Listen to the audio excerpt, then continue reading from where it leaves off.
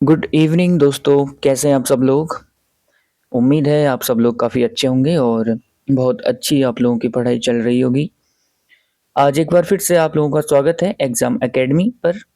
और आज हम इंडियन हिस्ट्री में छठी शताब्दी का भारत यानी महाजनपद काल से संबंधित महत्वपूर्ण एमसीक्यूज करेंगे। तो आप लोगों से दरख्वास्त है कि वीडियो को आखिरी तक ज़रूर देखें। तो शुरू करते हैं। आज का पहला प्रश्न है, मगध में शासन करने वाला पहला वंश कौन सा था। ठीक है, तो आपको बता दूं कि जो 16 महाजनपद थे उसमें से सबसे पावरफुल जो महाजनपद था वो था मगध। ठीक है, तो मगध से ही इर्द गिर्द आज सारे क्वेश्चन रहेंगे। मगध में शासन करने वाला पहला वंश कौन सा था। ऑप्शन ए है मौर्य वंश, बी है हर्यक वंश, सी है नंद वंश और डी है शिशुनाग वंश। तो इस क्वेश्चन का जो सही आंसर है वो है ऑप्शन बी, हर्यक वंश। ठीक है, तो मगध पर शासन करने वाला पहला वंश था हर्यक वंश और इस वंश का जो संस्थापक था उसका नाम था बिंबिसार। और अगर हम बात करते हैं हर्यक वंश के बाद कौन सा आया था, तो हर्यक वंश के बाद आया था शिशुनाग वंश। पहला था हर्यक, उसके बाद था शिशुनाग वंश, उसके बाद था नंद वंश और आखिरी था मतलब उसके बाद था मौर्य वंश। ठीक है, तो ये क्रमशः थे, यानी कि बी हर्यक वंश सबसे पहले था, उसके बाद शिशुनाग वंश। इसका संस्थापक उसका नाम भी शिशुनाग ही था, उसी के नाम पर इस वंश का नाम शिशुनाग वंश पड़ा। उसके बाद आया नंद वंश जिसका संस्थापक महापद्म नंद था। उसके बाद आया मौर्य वंश, चंद्रगुप्त मौर्य उसका संस्थापक थे। तो क्वेश्चन नंबर 1 का सही आंसर हो गया बी, हर्यक वंश। अगला क्वेश्चन है, गौतम बुद्ध के समय का प्रसिद्ध वैद्य जीवक किसके दरबार से संबंधित था। यानी गौतम बुद्ध के समय एक वैद्य था जिसका नाम था जीवक, वो किसके दरबार में रहता था। ऑप्शन ए है अजात शत्रु, बी है उदयन, सी है बिंबिसार और डी है कालाशोक। तो इस क्वेश्चन का जो सही आंसर है वो है ऑप्शन सी, बिंबिसार। ठीक है, तो जीवक जो था वो बिंबिसार के दरबार में रहता था। और जीवक की अगर हम बात करते हैं तो बिंबिसार ने इसको गौतम बुद्ध के मतलब जब गौतम बुद्ध की तबीयत खराब थी तो उनकी सेवा में भेजा था। और एक शासक था अवंती का, ठीक है, अवंती एक महाजनपद था अवंती, वहां का एक शासक था अवंती का, उसका नाम था चंड प्रद्योत। उसकी सेवा में भी जीवक को भेजा गया था। तो option C is the right answer, Bimbisara के दरबार में जीवक रहता था। अगला क्वेश्चन है, मगध की प्रारंभिक राजधानी कहाँ थी। ऑप्शन ए है राजगृह, बी है पाटलिपुत्र, सी है श्रावस्ती और डी है वैशाली। तो इस क्वेश्चन का जो सही आंसर है वो है ऑप्शन ए, राजगृह। ठीक है, यानी कि जो मगध की प्रारंभिक राजधानी थी वो थी राजगृह। इसी राजगृह को गिरिवृज भी कहते हैं। ठीक है, गिरिवृज। और अगर हम बात करते हैं गिरिवृज की यानी राजगृह की, तो ये बिंबिसार के द्वारा बसाया गया था। ठीक है, अगला क्वेश्चन है आज का क्वेश्चन नंबर 4, उज्जैन का प्राचीन नाम क्या था। ये क्वेश्चन काफी आसान है लेकिन ये क्वेश्चन बहुत बार पूछा गया है, बहुत बार। ठीक है, तो उज्जैन का प्राचीन नाम क्या था। ऑप्शन ए है इंद्रप्रस्थ, बी है वैशाली, सी है अवंतिका और डी है अस्मक।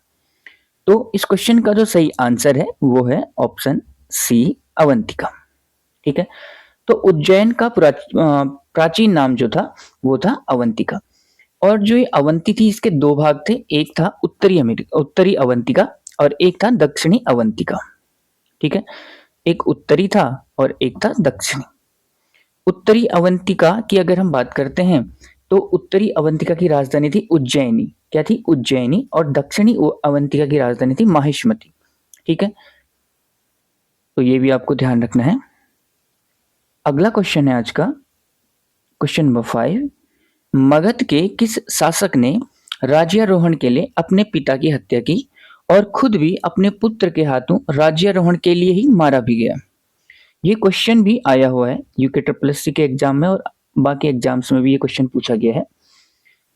तो ऐसा कौन सा शासक था मगध में जिसने मतलब अपने पिता की हत्या करी गद्दी पाने के लिए और फिर अपने पुत्र के हाथों मारा भी गया। तो इस क्वेश्चन का जो सही आंसर है वो है ऑप्शन डी, अजातशत्रु। तो अजातशत्रु ने अपने पिता बिंबिसार की हत्या की थी राजगद्दी को प्राप्त करने के लिए, और उसके बाद अपने पुत्र उदयन उदयन के हाथों जो है गद्दी प्राप्त करने के लिए ही मारा भी गया था। ठीक है, तो क्वेश्चन नंबर 5 का जो सही आंसर हो गया अजातशत्रु। 492 में लगभग इसने अपने पिता की हत्या की थी, और बाद में इसकी हत्या किसने करी? इसके पुत्र उदयन ने। अगला क्वेश्चन है आज का, विश्व का पहला गणतंत्र कहाँ स्थापित किया गया था? यानी कि गणतंत्र व्यवस्था कौन से महाजनपद में थी, यह बताना है। ऑप्शन ए है अंग, बी है वैशाली, सी है असमक और डी है मगध। ये क्वेश्चन भी मोस्ट इंपोर्टेंट क्वेश्चन। तो इस क्वेश्चन का जो सही आंसर है वो है ऑप्शन बी वैशाली। ठीक है, वैशाली जो महाजनपद था वहां पर गणतंत्र व्यवस्था थी, और इसके अलावा एक और था मल्ल। ठीक है, मल्ल गणराज्य, मल्ल गणराज्य, वहां पर भी जो है गणतंत्र व्यवस्था थी। 16 महाजनपदों में एक वैशाली था और एक था मल्ल। तो सबसे पहला अगर पूछा जाए तो वैशाली। ठीक है, वैशाली की अगर हम बात करते हैं तो वज्जी संघ, यानी कि वैशाली को हम वज्जी संघ भी कहते हैं। वज्जी संघ की राजधानी ही वैशाली थी, और जो वैशाली थे ये 8 कुलों यानी परिवारों द्वारा एक शासन चलाया जाता था यहाँ पर। यानी कि जो वैशाली था यहाँ पर 8 कुलों द्वारा शासन चलाया जाता था। उन 8 कुलों को लिच्छवी नाम से जाना जाता था। ठीक है, ये क्वेश्चन भी पूछा गया है, लिच्छवी कौन थे? ठीक है, तो क्वेश्चन नंबर 6 का सही आंसर हो गया ऑप्शन बी वैशाली। अगला क्वेश्चन है आज का, क्वेश्चन नंबर 7, निम्न महाजनपदों को उनकी राजधानी के साथ सुमेलित कीजिए। ठीक है, तो राजधानी के साथ आपको लगाना है इनको। ए है आपका मत्स्य, बी है अस्मक, सी है कौशल और एक है और डी है वत्स। तो इनकी राजधानी की अगर हम बात करते हैं तो जो मत्स्य थी, मत्स्य महाजनपद था, उसकी राजधानी थी विराटनगर। अस्मक की राजधानी थी पोतन, या फिर इसको पोटना या पोतना भी कहते हैं। कौशल यानी आजकल का अयोध्या, तो कौशल की राजधानी थी श्रावस्ती, और जो वत्स है इसकी राजधानी थी कौशाम्बी। ठीक है, यानी कि 4 3 2 1 जो है बिल्कुल सही है, यानी कि option C is the right answer.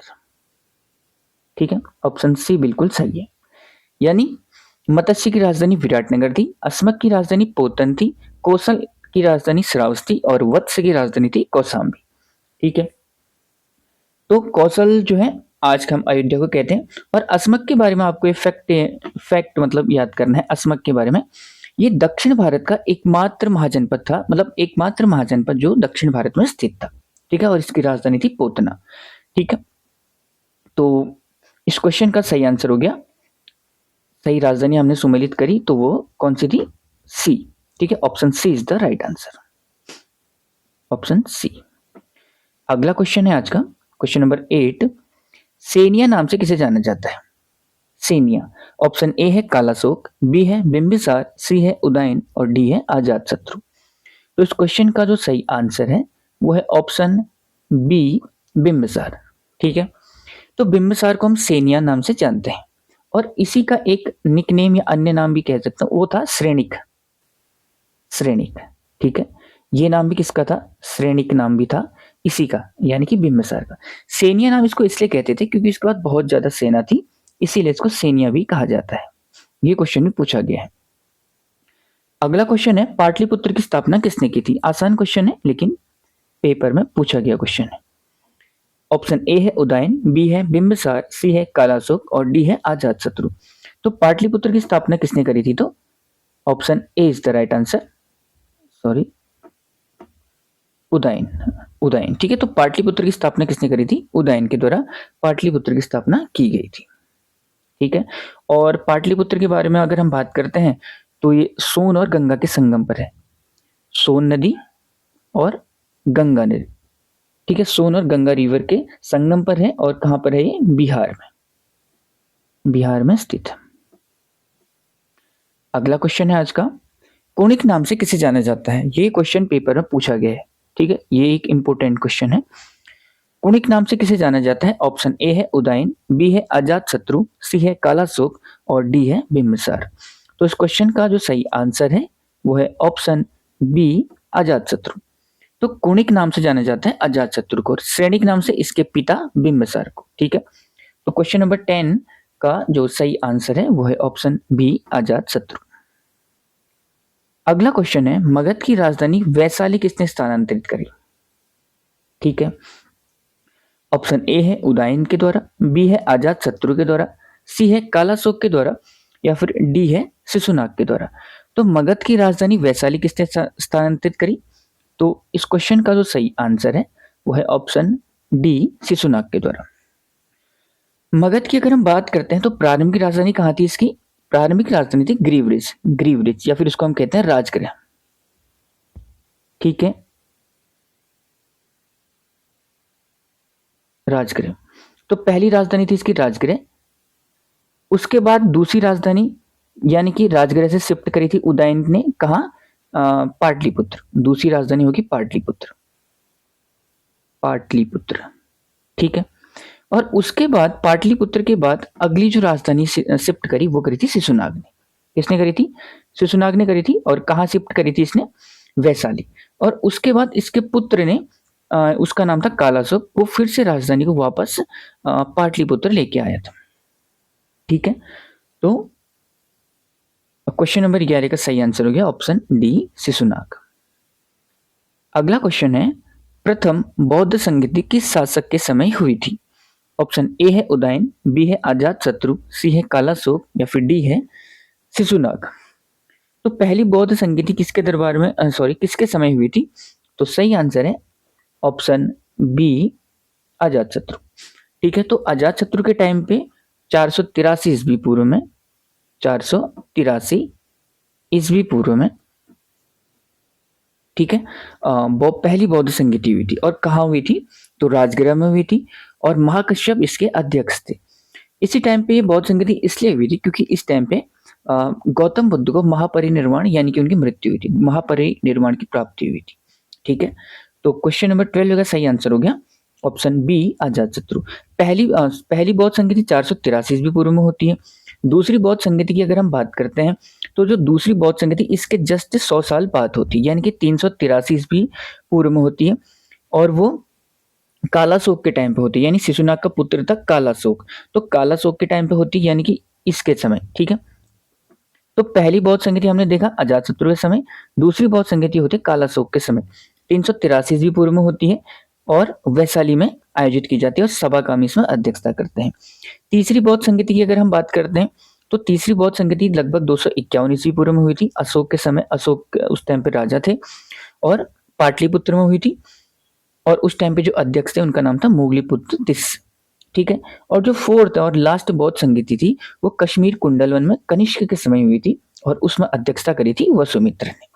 तो इस क्वेश्चन का सही आंसर है पहली बौद्ध संगति हुई थी अजातशत्रु के समय, option B is the right answer. अगला क्वेश्चन है, किस शासक ने साम्राज्य विस्तार के लिए विवाह नीति अपनाई थी? ये भी एक मोस्ट इंपोर्टेंट क्वेश्चन है, ये भी कई बार पूछा गया है। तो विवाह नीति किसने अपनाई थी साम्राज्य के को बढ़ाने के लिए? ऑप्शन ए है बिंबिसार, बी है अजातशत्रु, सी है कालाशोक और डी है शिशुनाग। तो इस क्वेश्चन का जो सही आंसर है वो है ऑप्शन ए बिंबिसार। ठीक है, तो साम्राज्य विस्तार करने के लिए विवाह की नीति अपनाई थी बिंबिसार ने। और इसकी अगर हम बात करते हैं किसकी? बिंबिसार की, तो इसने जो है कौशल शासक, उसका नाम कौशल शासक प्रसेनजित की बहन थी, उससे इसने शादी करी थी। उसका नाम महाकौशला था जहां तक है। ठीक है, उसके बाद वैशाली के लिच्छवी जो शासक था उसकी पुत्री थी चेलेना, उससे भी इसने शादी करी थी। फिर तीसरी, और जो ये चेलना थी ना, इसी का बेटा था, इसी से मतलब पैदा हुआ जो बेटा था उसका नाम था अजातशत्रु। ठीक है, और जो तीसरी शादी हुई थी इसकी वो हुई थी पंजाब में, मद्र कुल की राजकुमारी थी, उसका नाम था शेमा। ठीक है, वो इसकी तीसरी पत्नी थी। तो मतलब इसने जो है यहाँ पर इस तरह से मतलब इसने जो विवाह की नीति अपना करके साम्राज्य का विस्तार किया था। ठीक है, तो क्वेश्चन नंबर 13 का सही आंसर हो गया option B option A Bimbisara. विवाह की नीति किसने अपनाई थी? बिंबिसार ने। अगला क्वेश्चन है आज का, क्वेश्चन नंबर 14, काशी व वैशाली को मगध में किस शासक ने मिलाया? ठीक है, ऑप्शन ए है बिंबिसार, बी है अजातशत्रु, सी है कालाशोक और डी है शिशुनाग। तो इस क्वेश्चन का जो सही आंसर है वो है ऑप्शन बी अजातशत्रु। तो काशी और वैशाली को मगध में मिलाने का श्रेय जाता है अजातशत्रु को, ठीक है। अगर हम बात करते हैं अवंती, अवंती, तो अवंती को मगध में किसने मिलाया था? इसने, शिशुनाग ने। और एक और था अंग, अंग, अंग महाजनपद जिसकी राजधानी चंपा थी, उसको मिलाया था बिंबिसार ने, ठीक है। तो इस तरह से आपको ये बाकी फैक्ट भी ध्यान रखने हैं। अगला क्वेश्चन है आज का, सिकंदर के आक्रमण के समय मगध का शासक कौन था? ऑप्शन ए है महापद्मनंद, बी है शिशुनाग, सी है कालाशोक और डी है घनानंद। तो इस क्वेश्चन का जो सही आंसर है वो है ऑप्शन डी, घनानंद, ठीक है। तो नंदवंश चल रहा था जब सिकंदर ने भारत पर आक्रमण किया था, और नंदवंश का सॉरी उस टाइम पे जो शासक था उसका नाम था घनानंद। इस घनानंद को ना धनानंद भी कहते हैं, घ और ध में फर्क पता नहीं चलता है, तो या तो घनानंद था इसका नाम या फिर धनानंद था, ठीक है। 323 ईस्वी पूर्व में जो है 323 ईसा पूर्व यानी बीसी, बिफोर क्राइस्ट में इसने आक्रमण किया था सिकंदर ने, परंतु ये व्यास नदी से आगे नहीं आया था, ठीक है। तो अगला क्वेश्चन है आज का, ये आपको ध्यान रखना है। अगला क्वेश्चन है क्वेश्चन नंबर 16, एकराट की उपाधि धारण करने वाला पहला शासक कौन था? ऑप्शन ए है महापद्मनंद, बी है शिशुनाग, सी है कालाशोक और डी है घनानंद। तो इस क्वेश्चन का जो सही आंसर है वो है ऑप्शन ए, महापद्मनंद। महापद्मनंद की अगर हम बात करते हैं तो ये कौन था? ये था नंदवंश का संस्थापक, ठीक है। नंदवंश का संस्थापक था महापद्मनंद। इसने एकराट की उपाधि धारण करी, और इसी की एक उपाधि और आती है भार्गव, भार्गव, भार्गव यानी द्वितीय परशुराम, ठीक है। तो मगध पर बैठने वाला ये पहला शूद्र शासक माना जाता है महापद्मनंद, और इसने पूरी पृथ्वी को, या फिर मतलब इसने जिस तरह से मतलब भार्गव यानी कि परशुराम ने 21 बार पृथ्वी को क्षत्रिय विहीन किया था ऐसा माना जाता है, तो उसी प्रकार से महापद्मनंद ने भी, ये भी मतलब क्षत्रिय विरोधी था और इसने कहा कि भैया क्षत्रिय को मार दो, ठीक है। तो इसीलिए इसको, इस बंदे को, महापद्मनंद को द्वितीय परशुराम भी कहा जाता है, ठीक है। तो क्वेश्चन नंबर 16 का जो सही आंसर है वो है ऑप्शन ए, महापद्मनंद। और अगर हम इसकी बात करते हैं थोड़ी सी और महापद्मनंद की, तो इसने कलिंग पर आक्रमण किया था, ठीक है। कलिंग पर, जहां बाद में अशोक ने भी बहुत तगड़ा आक्रमण किया था, तो महापद्मनंद ने बहुत पहले ही आक्रमण कर दिया था, और वहां पर कलिंग को इसने जीता, और जीतने के फलस्वरूप वहां से जिनसेन की मूर्ति लेकर के आया था। जिनसेन जो है जैन धर्म से संबंधित एक मतलब मूर्ति थी, और ये जो राजा था ये भी जैन धर्म को मानता था, यानी कि महापद्मनंद, ठीक है। और खारवेल एक बहुत फेमस शासक रहे हैं वहां के कलिंग के, तो उनका एक अभिलेख था हाथी गुफा अभिलेख, जिसे हाथी गुफा अभिलेख भी कहते हैं। तो वहां से या उस अभिलेख से हमें इस एकराट यानी कि महापद्मनंद के बारे में जानकारी प्राप्त होती है। तो सही आंसर हो गया ऑप्शन ए, महापद्मनंद। अगला क्वेश्चन है, ये भी मोस्ट इंपोर्टेंट क्वेश्चन है, ये भी पूछा गया है, ठीक है, और बहुत महत्वपूर्ण क्वेश्चन है। ग्रीक यानी यूनानी लेखों में अग्रमीश नाम से किसे जाना जाता है? ऑप्शन ए है महापद्मनंद, बी है शिशुनाग, सी है घनानंद और डी है कालाशोक। तो इस क्वेश्चन का जो सही आंसर है वो है ऑप्शन सी, घनानंद, ठीक है। तो जो घनानंद था इसी को जाना जाता है अग्रमीश नाम से। कहा? ग्रीक यानी यूनान, यानी जहां का सिकंदर था, ठीक है। तो यूनानी लेखों में इसे अग्रमीश कहते हैं घनानंद को, ठीक है। ये भी आपको ध्यान रखना है। एक अत्याचारी शासक के रूप में इसकी पहचान रही है हमेशा, और चाणक्य को निकालने के लिए बदनाम रहा है, और वही इसका पतन का कारण भी बना है। अगला क्वेश्चन है क्वेश्चन नंबर 18, आज का सेकंड लास्ट क्वेश्चन। पितृहंता नाम से किस वंश को जाना जाता है? सॉरी, थर्ड 18 क्वेश्चन है। तो पितृहंता नाम से किस वंश को जाना जाता है? ऑप्शन ए है मौर्य वंश, बी है हर्यक वंश, सी है नंद वंश और डी है शिशुनाग वंश। तो पितृहंता यानी कि पिता का वध करने वाले, ठीक है, पिता को मारने वाले, हंता मारने वाले। तो इस क्वेश्चन का जो सही आंसर है वो है ऑप्शन बी, हर्यक वंश। क्योंकि मैंने आपको अभी बताया था कि जो अजातशत्रु था उसने अपने पिता बिंबिसार की हत्या करी थी, और जो उदयन था उसने अपने पिता अजातशत्रु की हत्या करी थी। तो इसीलिए इस वंश को यानी हर्यक वंश को पितृहंता नाम से जाना जाता है। तो option B is the right answer. अगला क्वेश्चन है आज का, ये है सेकंड लास्ट क्वेश्चन। पाणिनि किसके दरबार में थे?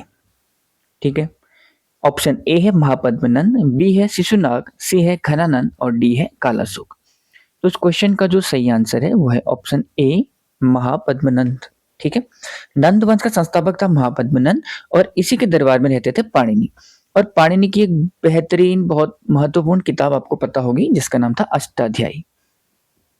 ठीक है, ये क्या हो रहा है? अष्टाध्यायी, अष्टाध्यायी। ठीक है, अष्टाध्यायी नाम था उस फेमस किताब को जो संस्कृत से संबंधित थी।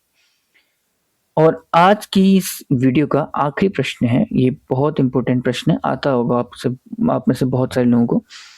16 महाजनपदों की जानकारी कहाँ से प्राप्त होती है?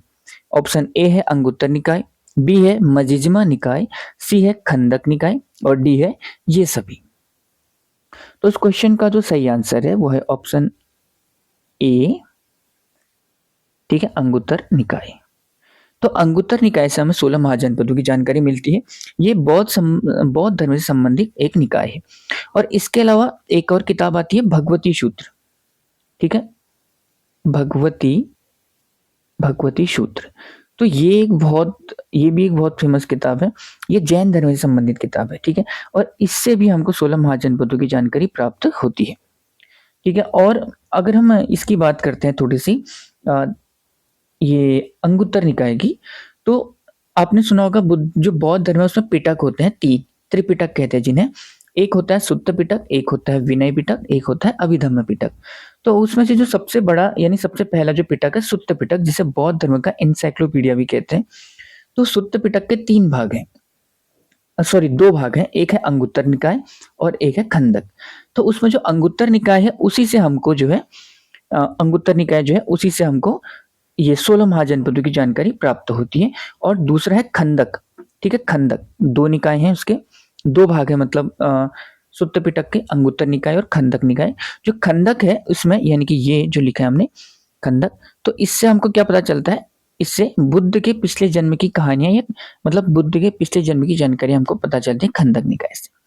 तो दोस्तों ये थी आज की क्लास। उम्मीद है आपने कुछ ना कुछ जरूर सीखा होगा इस क्लास से। तो आपको क्लास अच्छी लगी है तो लाइक करें वीडियो को और शेयर भी करें और चैनल को सब्सक्राइब करें। Thank you so much.